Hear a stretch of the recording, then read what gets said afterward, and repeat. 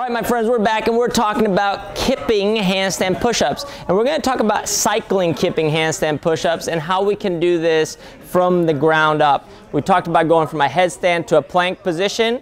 Now what we're gonna do is we're gonna talk about going from a plank position to a headstand. So it's a couple steps. We go down to the ground again.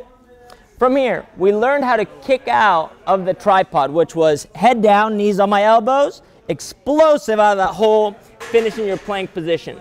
Now here comes the return. The return is almost more important than the exit, because if we don't do the return properly, our setup for the next movement is not going to be up to par, and we want to make sure that that happens. So on this one, what I want you to focus on is, as we return, is to bring back all those principles of movement that we talked about before. We talked about making sure that the elbow stays on top of the wrist so the application of force is proper. We talked about having the head position where the neck is neutral. Then we talked about bringing the knees on top of the elbows in order to have high level of stability. So we're going to do it like this.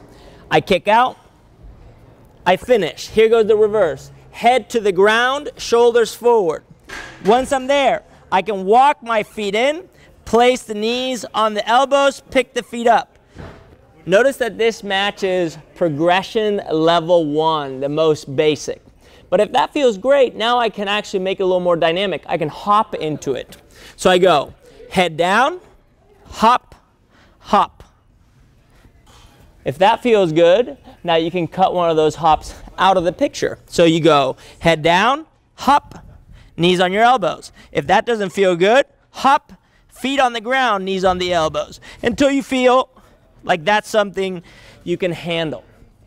Once you have that, now we can start cycling it. So we go headstand, kick out, head down, jump in, kick out, head down, jump in. We start finding that rhythm, that pattern, and now we start connecting one movement into the next. If you pay attention to this, this is the same thing we are doing when we do handstand push-ups against the wall or freestanding handstand push-ups on the ground. So, got that concept? Now we're ready to move on to the next level.